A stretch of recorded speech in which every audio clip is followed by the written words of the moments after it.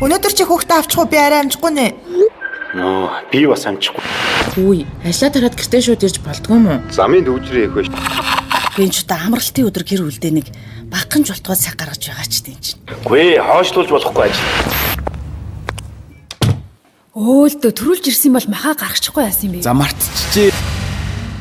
Сүүлийн үед сэтгэлээр унаад яагаад байгаагаар ч мэдэх юм алга. Битүүрийн харилцаа нэг л биш. Байзаарай. Амьдрал асуудлууд олон. Гэхдээ шийдэх гарц үргэлж байдаг. Хамтдаа эрэлхийлцгээе. P3 радио. Сэтгэл засал нэвтрүүлэг.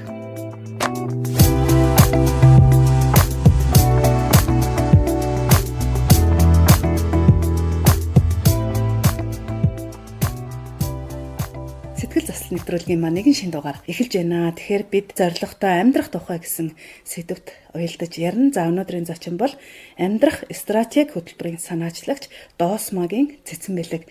Юуны өмнө яг энэ нэвтрүүлгийг сонсоод цаг заваа зарцуулаад сонсож байгаа бүх сонсогчдод маш их баярлалаа гэж хэлмээр байна. Би бизнес удирдлагын магистр, за одоо сэтгэл судлалын магистрант, төрийн удирдлагын докторант гэсэн боловсролын зэргүүдийг авах гэж зориуд явж байна. Бизнесийн байгууллагад маш олон жил ажилласан. Ингэхдээ дандаа менежментийн төвшөнд ажиллаж байхдаа энэ стратеги гэдэг зүйл маань та зөвхөн бизнес төр хэрэгэлдэг зүйл биш юм байна. Нэгсэндээ байгууллага зөвхөн стратегтэй байх заавал албагүй юм байна. Стратеги бол ерөөсөө яг тэр одоо эрхэм зорилго алсын хараад хэрхэн яаж хүрэх юм бэ гэдэг тэр арга замуудыг л бид нэр ярьж байгаа юм байна. Хэрвээ үнэхээр ийм стратеги байгаад хэрэгжээд байгууллага амжилттай явж болж байгаа юм бол хүн дээр яг адилхан бухан ойлгомжтой. Тийм болохоор хувь хүн бас стратегтэй амьдрах боломжтой юм байна гэдгийг анх олж хараад за мэдээж яг энэ хөтөлбөрөө хэрэгжүүлж эхлэхээс өмнө маш их туршилтаа хийж байгаа. Гэтэ туршилт гэдэг нь одоо хин нэгэн дээр туршиж байгаа гэхээсээ илүүтэй ойр орчмын хүмүүстэй зөвлөвөл ярилцаал өөр дээрээ одоо сайн дураараа оролцож байгаа найз нөхдөдөө ингээд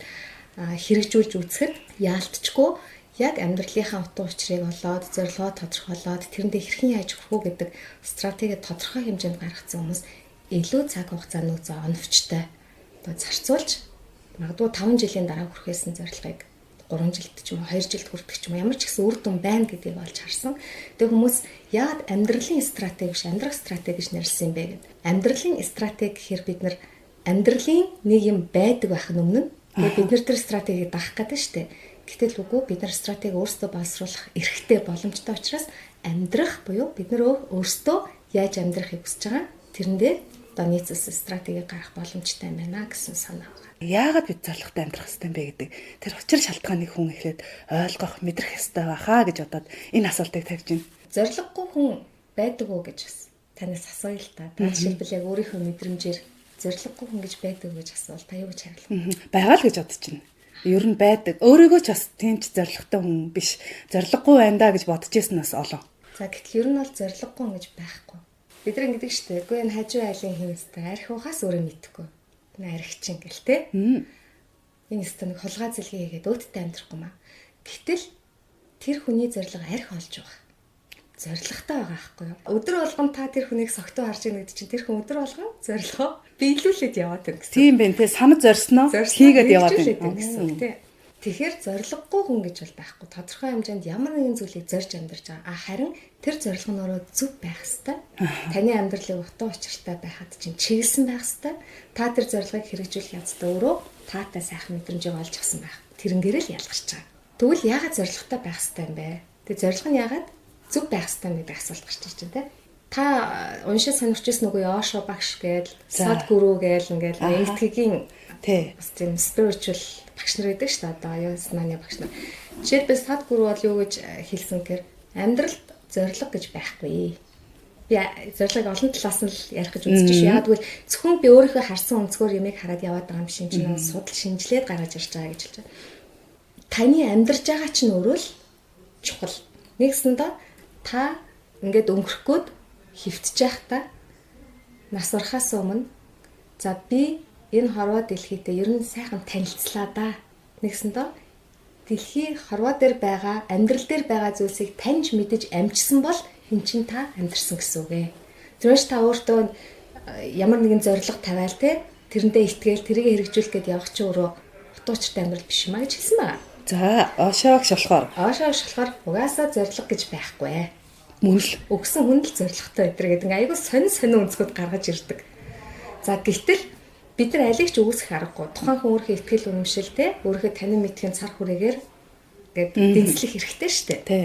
Миний одоо барьж байгаа чиглэл юу гэхээр мэдээж зоригтой хүн утга учиртай амьдрах ёстой тий. Тэр нь юу юм бэ гэхээр жишээлбэл зүгээр зоригтой амьдрах гингүүд нэг учир зүтгэлтэй ойлголтоо.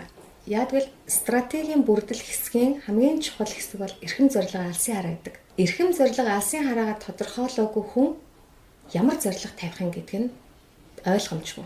Тодорхойгүй. Тавьсан зорилго нь яг өөрийг нь одоо хөдөлгөх хүч болохгүй нэ. Дүүрэн мэдрэмж төрүүлж амьдрахад нь туслах уугүй юм мэдгүй. Зүгээр бусдыг хараад англи явъя гоё юм байна. Ийм газар ажиллаж ирээдүйтэй юм байна гэж сонголт хийж зорилго тавьж байгаа л энэ яг таны амьдралын жинхэнэ зорилго мөн үү гэдэг асуулт гарч ирж байна. Тэгэхээр яаж стратегтэй энэ хүний хөгжлийг холбосон бэ гэхээр сэтгэл судлалт хүртэл үздэг шүү дээ. Виктор Франклийн гаргаж тавьсан амьдралын утга учир гэж нэрлээд байгаа энэ зүйл маань өөрөө стратегийн эрхэм зорилготой яг ижил хэмтүүж очдог. Хувь хүн хүртэл эрхэм зорилготой буюу таны оршин буй шалтгаан юу юм? Та амьд байх хугацаанд юу хийж бүтээх юм гэдгээл эхлээд олоод харчих. Тэрийг харсан хүн тэндээс хитэн л бол хитэн зорилго ургуулж гаргана штэ. Зарим хүмүүс тэгдэг байхгүй юу? Өнөө маргааш амьд байхаач мэдгүй хэрхэн зорилго мөрлөөр яадгийн. Одоогоор амьдрий. Тийм, одоогоор амьдрий. Гэтэл буддагийн маргааш одоо амьд байхгүй юм шиг амьдр гэсэн тийм нэг ойлголт байгаа штэ тийм. Өнөөдөр дуусах юм шиг амьдр энэ өдрийг гэдэг нь юу хэлээд байгаа юм бэ гэхээр одоо цагтаа төвлөрүүл гэсэн утга. Нэгсэндээ одоо идж байгаа бол та идж байгаадаа төвлөр. Ярьж байгаа бол ярьж байгаадаа төвлөр. Машин барьж байгаа зөвхөн машин барьж байгаадаа төвлөр. Энэ санааг л яг одоодоо орш гэдэг санаа болохоос биш зөвхөн өнөөдөр амьдраад маргааш амьдрахгүй гэсэн санаа биш. Тэгэхээр хүмүүс нөгөө эхний ээлжинд нөгөө энэ эрхэм зорилго буюу хоёулангийн яриад байгаа энэ зорилго гэдгийг амьдралын зорилго гэж л дээ эрхэм зорилго маань хамгийн эхлээд та өөрийгөө таны мэдхээс л эхэлнэ. Та өөрийгөө таны мэдгүй танд ямар нөөц байгаа гэдгээ мэдхгүйгээр та эрхэм зорилгоо яаж тодорхойлох вэ? За жишээлбэл одоо миний эрхэм зорилго байна л да. Одоо шинжлэх ухаанч хандлагаар хүн өөрийгөө таних, утга учиртай амьдрахад нь туслах үзэл санааг боловсруулж түгээнэ. Гэх миний эрхэм зорилго. Тэгээд би танд эрхэм зорилгоо хэлэхэд та энэ хүнийг ийм юм хийдэг, иймний төлөө явж байгаа, ийм хүн юм байна гэдэг нь маш сайн ойлгогдож байна. Над дээр жишээлбэл одоо нүүрсний 8 хийе. 10 сая доллар гэсэн ч би тийш орохгүй л гэсэн. Яг л миний эрхэм зорилго бол тодорхой. Өөрөөр хэлбэл та эрхэм зорилгоо тодорхойлно гэдэг маань юу ч болж исэн та сэтгэлээр унахгүй Жинжин шугамасаа хазаахгүй ямар ч үед зарим хүмүүс ингэдэж штэ би одоо юуны төлөө амьдарч байгаа ч ойлгохоо боллоо. Энэ хэдэн хүмүүсийн төлөө амьдрал гэдэг тижээгээл гэдэг те гэтэл би ямар ч үнц нэггүй хүмүүст үнцэнтэй байх ямар хэрэгтэй. Та өөрөө дутуу учиртай амьдрах нь чухал штэ. Яг тэр үед л энэ эрхэм зорилго чинь таныг дахиж босгож ирнэ.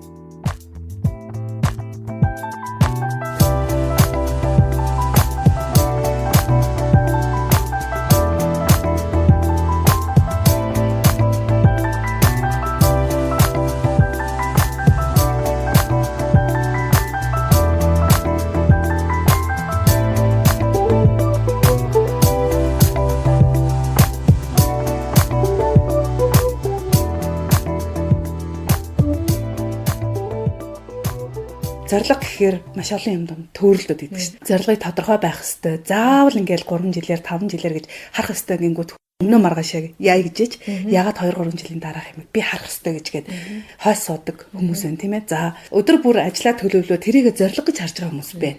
Тэгэхээр энэ зорилго гэж юмыг яг юугаар нь ялгаж салгаж бид нар юу энгийнээр их сайхан ойлгоод хүлээгээд авах хэвээр вэ гэдэг. Хоёулаа нэг жишээ авъя. Та Япон руу мэргэжилтэд дэвшлүүлээ. За энэ зорилго мөн үү? Мөн. За мөн харагдаж байна. Яах гэж дэвшлүүлэх гэж байгаа? За одоо ажил мэргэжил дээрэл өсөн дэвчих гэж. Яах гэж байгаа дэвшиж? За яах чам гэдэг дээр бас тэгээ янз янзын санаа орж иж. Жишээлбэл одоо цалин нэмүүлэхийн тулд нэр хүндээ өсгөх гээд байгаа юм уу? Бас надад тийм хэрэгцээ байна шүү дээ. Хэрэгцээ байна. Ингэснээр яах гэж байгаа? За цалин нэмэлтийг бол орхич. Энэ бол одоо ахуйтай холбоотой. За тийм байна. Та одоо тэр олонний дунд нэр хүндээ өсгснөр яах гэдэг. Өөртөө юм сэтгэл хангалуун байх гал, аз жаргалтай байх гал, нэг юм дутагдаад мэдээ сурах гал явж байгаа шүү дээ. Тэгэхээр энд нэг юм гагцаа гарч ирж байна. За тэгмүүд таны сая та яг зөв буруу хэлсэн гэдэг ерөөсөө хоёлоо энэ дээр шүүмж байхгүй зүгээр жишээ татж байгаа шүү дээ. Сая та тэгж штэ. Өөрөө бас таатай байхыг хүсэж байна тийм. Аз жаргалтай байхыг хүсэж байна. Next би эго тийчих гэдэг штэ. Гэтэл эрхэм зориг өөрөө бусдад өгөх сэтэл дээр тулгуурладаг. Нэгсэндээ та ямар үнцийг бүтээх гээд байгаа юм? Бусдад юу өгөх гээд байгаа? Саяны таны одоо хэлж байгаа зүйл бол за зориг мөн гол нь нэр хүндтэй болсноор та нөгөө эрхэм зорилгын айл хэсгийг хэрэгжүүлэхэд урагш нэг алхаж байгаа юм байна гэдэгтэй л холбож харна гэсэн үг. Нэгсэндээ би жишээлбэл сэтгэл судлаар Америк руу доктор сурах. Энэ миний зориг мөн.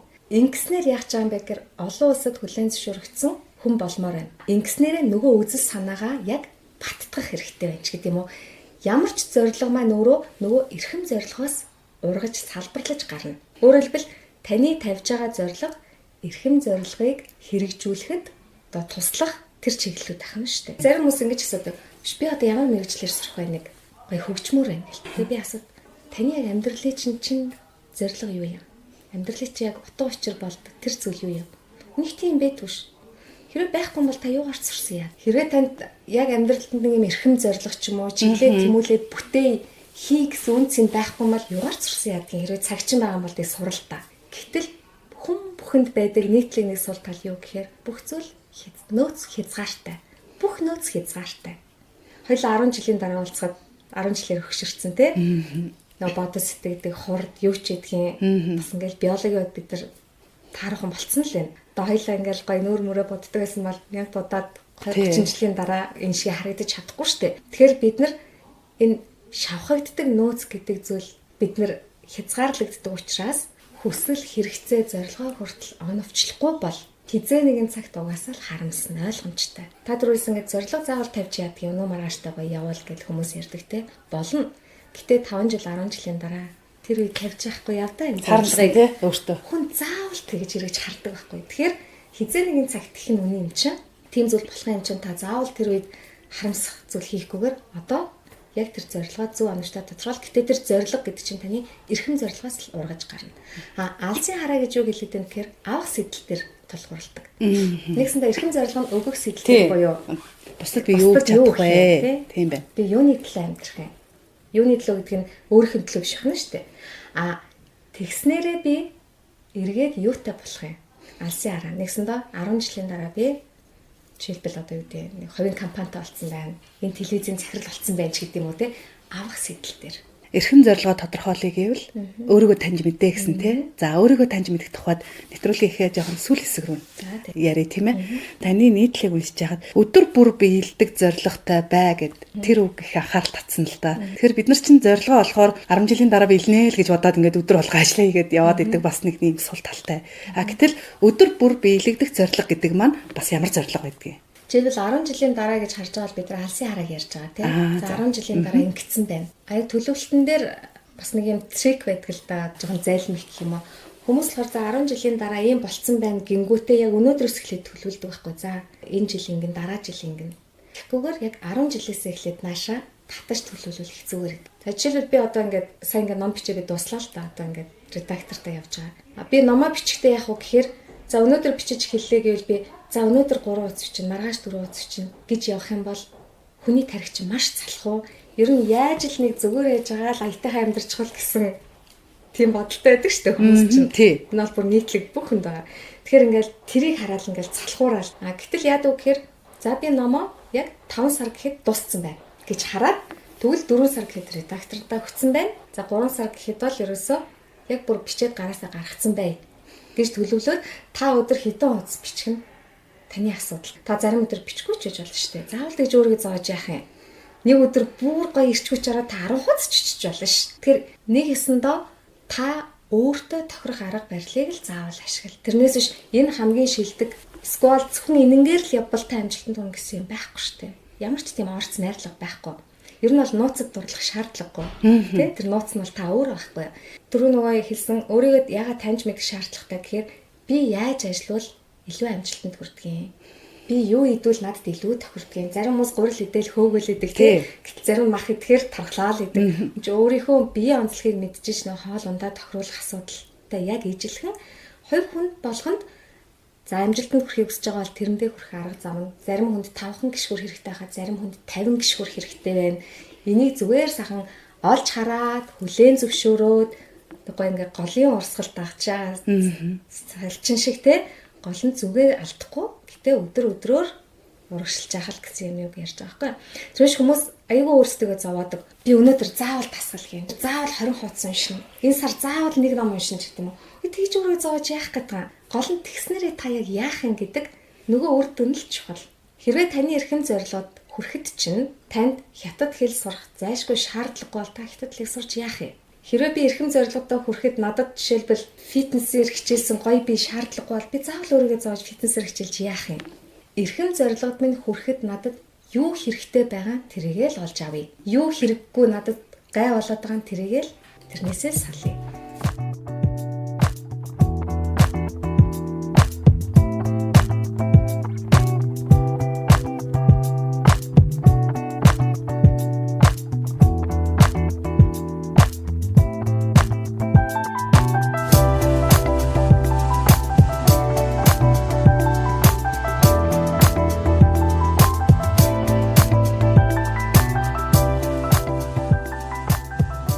Намайг хүмүүс таних гэж яах вэ? Би ч өөрийгөө мэдж байна л гэдэг. Зарим нэг нь болохоор өөрийгөө таних гэдэг нь яг юу гэсэн үг юм бэ? Би учир нь олохгүй байна гэж бас төөрөлдөж асуудаг тийм ээ. Тэгэхээр өөрийгөө таних тухайд та хамгийн энгийнээр би одоо яаж болроогоо ойлгох тухайд магадгүй та өөрөө бас цэцэн бэлгээ яаж ойлгож ийсэн тэр дурсам сургамжийг бас ярил илүү хүмүүс ойр хүлээж авах бах. Өөрийгөө олох биш өөрийгөө таних гэж хэлээд байна бас учиртай тий. Өөрийгөө олох гэж угаасаа байхгүй ш. Та энд байгаа юм чи хаанаас олох юм тий. Тэгэхээр өөрийгөө танин мэдэх гэдэг. Яагаад өөрийгөө заашгүй танин мэдэх хэрэгтэй юм бэ гэхээр за би эрхэм зорилгоо тодорхойлчлоо, алсын аргаа тодорхойлчлоо, юу хийх нь тодорхойлчлоо. За яг энийг хийхэд надад энд тохирсон хангалттай нөөц байгаа мó? Тийм ур чадвар байгаа мó? Тийм давуу тал байгаа мó? Сэтгэл зүйн үед би бэлэн юм уу? Яг энийг хийх гэсэн чинь би хүүхэд наснаас авсан маш хүнд сэтгцэн гэмтэлтэй байвал би энийгээ давж гарах юм уу? Нэг ясандаа би тухайн эрхэм зорилгоо хэрэгжүүлэхэд хэрэглэгдэх хэрэгсэл байгаа даа шүү дээ. Би мартаж сэтгэл зүй бол. Тэгэхээр одоо энэ машинаар хөвсгөл явж болох уу гэдэг л асуудал. Тэр машин бий байхгүй юу? Тэгээ машин тостой байна уу? Дугуй тэрийг сайн мэддэг шүү дээ өгн машинаа. Одоо энд яригдаад байгаа бүх зүйл амьдрал дээр бид өдөр болгон хэрэгжүүлж байгаа зүйл. Тэгээ хэрвээ машин бэлэн биш бол бид нэр хичнээн хөвсгөл гэдгээ явах зүйлээ олоод харсан ч гэсэн тэнд хүрч чадахгүй шүү дээ. Ерөөсөө л тэгсэн үг.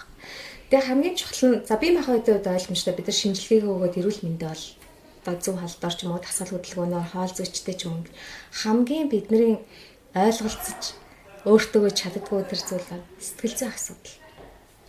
Өссөн өсөөгөө бид нэр 3 нас хүртлээ эсвэл 6 нас хүртлээ ч юм уу өөрөө ч мэдгүй гадны нөлөөтэйгээр сэтгэл зүй ямар нэгэн гэмтлүүд авч ирсэн бол тэр чинь бидний үйл ухамсарлахууд ингээд нуугдаад үлдсэн байгаа шүү дээ. Өөрөөр хэлбэл ямар нэгэн хүчтэй одоо хүчирхийллийн ямар нэгэн хэлбэр хүчирхийл гэдэг чинь ганцхан одоо бидний мэддэг тэр ойлголт биш. Заагнах, цохих, муухай харах тухайн хүний сэтгэлийг гэмтэж байгаа болгонд хүчирхийлэхгүй нэгс би намайг хүсээгүй байхад тэр үйлдэгдээд байна. Гэтэл тэрнээс үүдэлтэй би ямар айдастай, өөртөө итгэлгүй, мэдгүй ямар хүн болж төлөвшснээ би мэдэхгүй шүү дээ. Би өөрийгөө ийм гэж бодож исэн чинь яг үүндээ мөн чанар нь тийм биш. Магадгүй баг нөгөө ахаас хичээс авсан гэмтэл байвал яах юм. Гэх мэтчлэн өөрийгөө тань мэдхэд бид нар бүр сэтгэлтийн гүн рүү орж хүртэл тэрийг авах хэрэгтэй. Би бол одоо сүүлийн баг нэлээд олон жил ухаж чинь гарч ирээл идэм билээ. Гэхдээ тэрийгэ мэднэ гэдэг маань эн чинь нөгөө энээс үүдэлтэй юм нь хөдөлж чинь тий. Одоо нэгсэндээ би ингээл нэг үнэр аваад айгу таагүй мэдрэмж ч юм айдсын мэдрэмж төрүүл тэр чинь нэрээ тэнд галтгаан шатчихсан тэрний үнэр тухайн үед байсан учраас энэ надад автоматар ингээ үлдсэн байна. Тэгэхээр энэ бол миний айдас биш. Энэ өнгөрсөнд болсон дурсамжтай холбоотой мэдрэмж байна. За тэгвэл энийг орхичих. Энэ бол миний жинхэнэ айдас биш юм байна. За би арх утсан үнийг харахаараа ингээд зүрх цохлол уур хүрээл те. За юунаас үүдэлтэй? Нэгсэндээ танд төрж байгаа мэдрэмж сэтгэл хөдлөл болгон юунаас үүдэлтэй байгаа гэдэг тэр шалтгааныг заавал олох хэрэгтэй. За тэгэнгүүт би ингээд манай хамаатны ах уудаг байсан, айгуу чанга орилдог байсан. Тэрнээс болоод би арх удаанаас айдаг болчих. Окей. За Тэгвэл тэр бас нөгөө бага насандаа би юу ч мэдэхгүй яж байгаа л гэсэн айдсан шүү дээ. За энэ тэгвэл жинхэнэ биш юм байна. Арх уусан болгоноос би айж болохгүй юм байна. Тэг шаардлагагүй маань хайчи. Гэх мэтчлэн өөрийгөө бүр ингээд угаас нэгсэндээ та өөрийгөө одоо ингээд нөө эвлүүлдэг тоглоом гэж бодох юм бол задлж хагаад дотор нь нөгөө хогийн тэ цэвэрлээд зэвмэг болцсон бол зэвээ арилгаж агаад буцаагаад ингээд өөрийгөө уралж агаад ямар ч ялгаагүй гэсэн. Зарим хүмүүс гэж би аюу огцон мууртай шүү. Витамин ямиг хөдөлгөөд байгаарай гэлтэй. Гэтэл тэр огцон муур нь бас тийм юмтай холбоотой байна уу? Эсвэл та сэтгэл хөдлөлөө хянж чадахгүй юм уу? Урал бол бүгд л огцон мууртай шүү. Би ч гэсэн урлж чадсан шүү дээ. Харин тухайн үед энэ уурыг гаргах нь зөв үгүй юу гэд сэтгэл хөдлөлийг зохицуулж чадахгүй бол та цаашаа хол явахгүй. Та бусадтай зохицох болохоос биш бусад таныг хүлээн зөвшөөрөх албагүй. Бусад таны юу хүлээн зөвшөөрөх ёстой гэхээр таны эхээс яаж төрсөн юм? Та хөгжлийн бэрхшээлтэй төрсөн юм уу? Та нэг нүдгүү төрсөн юм уу? Нэг гаргуу төрсөн юм уу те? Энийг бол танаас үл хамаарсан зүйл байхгүй юу? Тэрийг бол хүмүүс хүлээн зөвшөөрөх ёстой. Гэтэл та өөрийгөө удирдах, хянах, зохицуулах сэтгэл зүйн асуудлуудыг та бол өөрөө тэрийг зохицуулах ёстой. Та бусдад нийцэх ёстой. За гэх мэтчлэн иймэрхүү нөө өөрийгөө танин мэдхээс гадна амьдралын танин мэдгүй нөө зөв тогтвол те энэ бүгдийг бид нар ойлгохгүйгээр цаашаа нөө хүсэж байгаа гоё амар амгалан жаргалтай тэр нэг юм амжилттай амьдралыг олоход хэцүү шттэ. Тэгээ зарим хүмүүс ингэдэж штэ. Би ч өнөөдөр хүртэл бор зүрхээр явж байгаа. Гэтэл бор зүрхээр явдаг нэг ч хүн байхгүй. Таныг төрөхөд чи хэн их болж авсан эмч. Эмч байхгүй бол та яаж төрөх юм бэ? Шалан дээр оноо. Тийм штэ. Бяцрын эцтэй. Би ч 10 жилд үнэхээр мундаг сурж исэн. Гэхдээ мундаг сурах чи хэн гэрээр хангасан, хоолоор хангасан, хэн тэр мэдлийг чинь заасан. Тэгэл зарим хүмүүс байгууллагад ажиллаж байгаа би байхгүй л энэ байгууллага будаа гэж ярьдаг те. Тэгээд хэрвээ та тэнд ажиллахгүй бол хэн тань цалин өгөх юм? Бүх юм чинь өгөө аваатай нэг нэгнээс хамааралтай гэдгийг ойлгох хэрэгтэй. Яа тэгвэл нөө хүмүүс ингээд би бор зүрхээр амьдарч байна, намайг хинч татаагүй, хинч надад туслаагүй гэж бодоод ирэхээр нөө эгон томроод, бусдыг өгөөсгээд, үзэн ядаад тэ нөө хохирогчийн сэтгэлгээ нь маш их гардаг. Зарим хүмүүс хохирогчийн сэтгэлгээндээ бүр идүүлсэн байдаг. Над чиг зовж байгаа хүн алга. Яг үнийг хэлэхэд зовлон амсаагүй хинч байхгүй шин хараа дээр. Таны эдэлж байгаа зовлон тэнд нэг хүн эдэлж байгаа гэхдээ харагдах хэлбэр нь л өөр. Мөн чанарууд бид нар яг ижилхэн тэр мэдрэмжийг авч байгаа байхгүй. Тэгэхээр та өөрийгөө өрөвдөөл, өөрийгөө бүр ингээл амжилтхан хайрлаад л байх юм бол та хизээч хөгжихгүй. Та яг одоо өөрийгөө байгаагаар нь эхлээд гаргаж ирээд хар. Та өөртөө таалагдахгүй ч гэж болно. Надад би ч гэсэн тэгсэн. Йоо би ийм хүн байсан юм уу те? Та яг байгаар нь хүлээн зөвшөөрчиж дараа нөгөө алигаа засах уу гэдэг юм дээ ш. Одоо өөрийгөө таних төр чинь давуу тал сул тал гэж бас чагсаажж штэ. За давуу тал гээл зөндөө юм гарчин, сул тал зөндөө зүйл гарчин. Тэнгүүд хүмүүс яадаг гэхээр сул талаа харчаад бүгдийг нь засгаж оролддог. Хэрвээ танд байгаа сул тал таны эрхэм зорилгодоо хүрэхэд чинь эсвэл зорилгоо хэрэгжүүлэхэд чинь саад болдгоо та тэрийг зүгээр л орхичих. Бүлээн зөвшөөр. Та дуулж чаддгүй байх нь жишээлбэл таны энэ радиод ажиллаж байхад саад болохгүй шүү дээ. Тий. За миний одоо жишээлбэл зураг зурж чаддгүй байх нь би үзэлснээ боловсруулахад саад болохгүй шүү. Тэгэхээр давуу сул тал гэдэг нь бидний нөөц шүү дээ.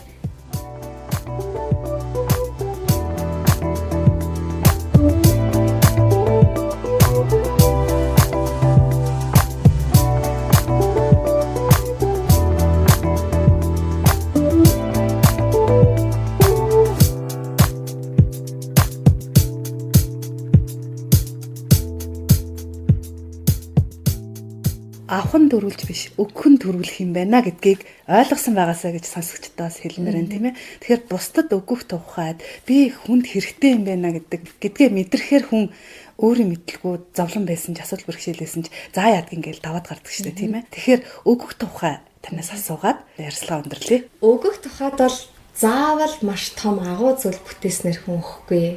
Хүн гой бусдыг нэмсэлүүлж болно. Ингээд уруу дараа явж байхад нэг үг хэлээ сэтгэлийн сэргийж бол энэ өгөх мөн штэ. Ер нь бол Улаанбаатарт байна уу, Америкт байна уу, Хөдөө орон нутагт байна хамаагүй бид чинь ижлэх хүн байхгүй юу. За тэр олон малыг маллаад өсгөж чинь яг үнэлэхэд малчт бол улсдаа ямар хувь нэмэр оруулж байгаа лээ. Өөрөөр хэлбэл эрхэм зорилго гэдэг чинь би юунд хувь нэмэр оруулах юм бэ гэдэг бас зүйл мөн штэ. Тэгэхээр өөрийгөө үн цэнтэй хэн нэгэн байхыг заавал олж харах хэрэгтэй. Ямар нэгэн зүйлээс тэнд малчин байна уу, тэнд сайлчин байна уу, энд компани захирал байна уу, магадгүй тэнд гаражийн одоо үйлчлэгч байна уу те. Хэн нэгэн байхгүй бол угаасаа л энэ нийгэм доголдно. Тэгэхээр хэрэггүй хүн гэж байх ёсгүй. Боёо хүн бүхэн хэрэгтэй ямар нэгэн зүйлээрээ хэн нэгэнд хэрэгтэй байхыг хичээчих юм бол нөгөө эрхэм зорилго гэдэг зүйлийг чинь дутуу учир энэ бас хэрэгжин штэ. Тэгээ дээрэс нь бас нөгөө яг энэ ярьж байгаа зүйл дээр бид нар өөрийгөө танин мэдэх гэдэг асуудал дээр өөрчлөлтийн тухай маш яригддаг. Нэгсэндээ яг одоо байгаагаас жоохон гэдэг өөрчлөлт хийх гэдэг штэ. Тэгээ энэ дэр нөгөө Jordan Peterson гэдэг Канадын клиник сэтгэл судлаач ингэж хэлсэн байдаг л да. Надад аюух таалагддаг болохоор би өөр тэмдэглээд авцсан маа. Өөрчлөлт хийхээс айж байгаа хүн өөрчлөлтөөс биш харин үр дүн хэвээрээ үлдэхийг гэхээсээ л айх хэрэгтэй. Байхтарлсан байна тийм байна. Тэгэхээр өөрчлөлт заавал явагдах хэрэгтэй. Гэтэ өөрчлөгдөн гэдэг нь би цэцэн байж байгаа батаа болох асуудал шүү дээ. Би мөн чанараа таньж мэдээд нөгөө эрхэм зорилготой чиглэх асуудлыг ярьж байгаа. Нэгсээ зөв замаа олохыг л яриад байгаа. За эцэст нь дүгнээд хэлэхэд хүн болгон эрхэм зорилготой буюу өөрийнхөө оршин буй шалтгааныг заавал бүрэн мэдэж чадахгүй ч гэсэн баг сагхан ч гэсэн тэс сэжүүрийг заавал гаргаж аваарэ. Дээрэс нь алсын хараагаа заавал тодорхойлоорой. 5 жилийн дараа 10 жилийн дараа би хаана хүрсэн байх, юутай болсон байхаа гэдгээ мэдчихэж би зорилгоо тавина штэ. За тэгээд бидний яриад байдаг нөө зорилго гэдэг үг маань өөрөө эрхэм зорилго алсын хараандаа хүрэхэд чинь туслах гишүүрүүд болохоос биш эцсийн яг хийх ёстой энэ л юм байна гэсэн зүйл биш юм байна шүү. Өдөр болгоны шийдвэр гаргалт таны нөгөө зорилгот чинь чиглэж явах ёстой. Шийдвэр гаргахад чинь хэрэгжилж байгаа сонголтууд та өөрийгөө танин мэдсэн, итгэл үнэмшил нь албаагүй тий нөгөө сэтгэлийн гэмтэл багтай. За тэгээд амьдралын танин мэдхүйгээд хэлсэн мэдлэг суурьтай ийм зүйлүүд дээр та дөрвөлж тэр сонголтуудыг хийхийг эрмэлзээрээ. Ер нь бол ингээд бид нар аз жаргалыг аягүй холоо сайддаг тий аз жаргал бол одоо энэ бол бүр ингээд хүн бүхний ярьдаг сэдв баг гэдэг үнэхээр бидний дэргэд байдаг. Та зовж гин үү эсвэл энэ танд тохиолдож байгаа зүйл зүгээр нэг асуудал байна уу гэдгийг ялгаж сураарай. Одоо зовлон гэдэг бол тэгж хэлээд байгаа шүү дээ. Та яаж ч хичээж, нөлөөлж, өөрчлөх гээд танаас үл хамаарч бий болж байгаа зүйл бол зовлон. Буюу эдгэшгүй өвчин. Та яаж ч хаагцал, өтлөх. Яаж бид нар зогсоож чадахгүй. Энэ гураас бусд нь бэрхшээл. Нэгсдээ та давхад жоохон л бэрх. Жоохон ингээ хичээчих юм бол шийдэгдэх асуудал. Дээрээс нь та ганцаараа зовж байгаа эсвэл ганцаараа жаргаж байгаа гэж битээ андуураарай. Энэ дэлхий дээр байгаа, энэ Монголд байгаа хүн бүхэн зовлон жаргалын амтыг яг ижлэхэн амсаа явж байгаа тийм. Тэгээ охирчин сэтгэлээр битээ амьдраарай. Ямар ч гэсэн эрхэм зорилго алсын хараагаа тодорхойлохыг хичээгээрэй гэж хэлмээр байна. Хэрвээ үнэхээр сонсож байгаа хүмүүс дундаас эрхэм зорилго алсын хараагаа тодорхойлъё гэж хүсчихвэл София цэцэн бэлэг гэдэг нэртэй мессенжерээр холбогдоод үнгөө би бас аль болох чадхаараа зөвлөгөө өгье. Тэгээд удахгүй бас амьдрах стратеги гэдэг ном гарах гэж байгаа. Тэн дээр одоо энэ яригдсан бүх зүйл алхамаараа байж байгаа учраас тэндээс бас мэдээлэл авч болно. За баярлалаа. Тэгэхээр сэтгэл үеийг ойлгосон зочиндоо баярлалаа. Өөрөө мэдэрж байгаа энэ мэдрэмж маань бусдад бас ингээд дамждаг гэдэгт би итгэдэг. Тэгэхээр өнөөдрийн маань зочин бол амьдрах стратеги гэдэг хөтөлбөрийн санаачлагч Доосмагийн цэцэн бэлэг байлаа. Танд баярлалаа. Амжилт хүсье. За баярлалаа. Бүгдд нь амжилт хүсье.